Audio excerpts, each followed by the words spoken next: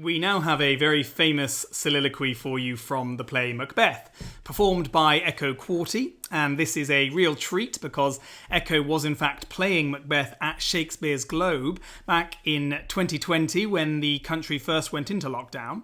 Now, Macbeth is a very famous story, but for anyone who doesn't know the tale, it is set in ancient Scotland. Macbeth is a great warrior. It is prophesied by some witches that he will become king, and this prophecy sort of spurs him on, in collusion with his wife, to kill the King of Scotland and to claim the throne for himself, thus sort of fulfilling the prophecy. Now, at this point in the play, at the beginning of Act 5, many of his followers have deserted him, and he is feeling alone. He is essentially isolated in his castle, and he is awaiting a rebel army who have amassed in England and are on the way to Scotland to try and bring him down. Now, he is preparing for this battle when he hears the cry of a woman, and then he is informed that his wife has died, and this speech is essentially his response.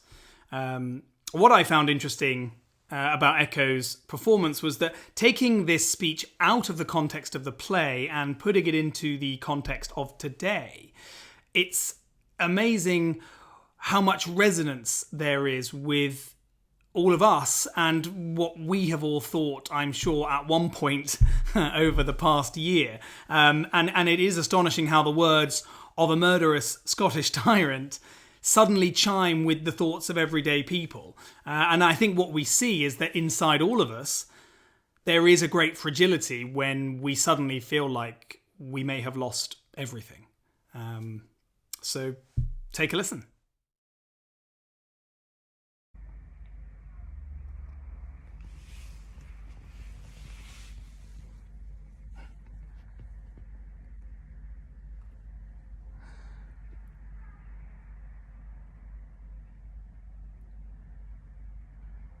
Tomorrow, and tomorrow, and tomorrow creeps in this petty pace from day to day, to the last syllable of recorded time. And all our yesterdays have lighted fools the way to dusty death.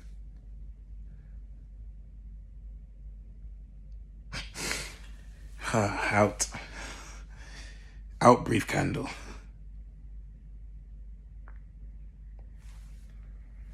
Life is but a walking shadow.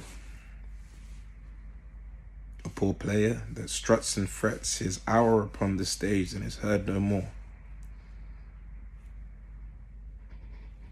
It is a tale told by an idiot, full of sound and fury, signifying nothing.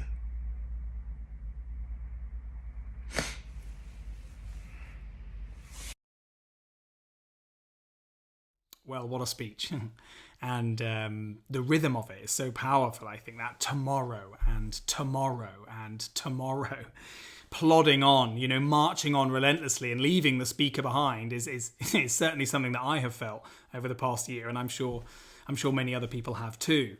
And I think that the framing there, using the portrait framing that Ekow did for his performance, really speaks of someone who is just grabbing this device that they have in their hand and using it to cry for help to the outside world. And I mean, boy, we've seen an awful lot of that over the past year.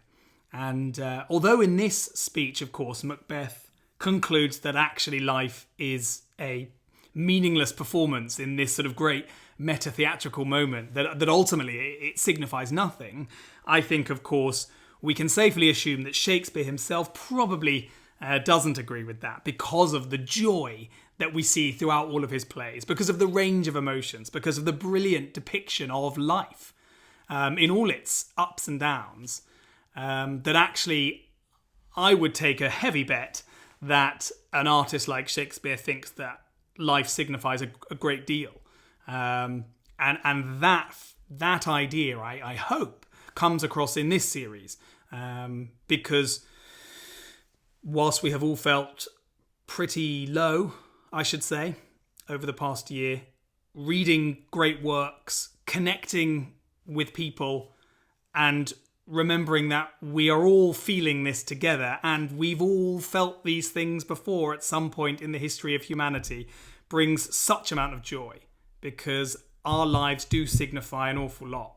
And hopefully that this series of pieces is helping you to see that as well.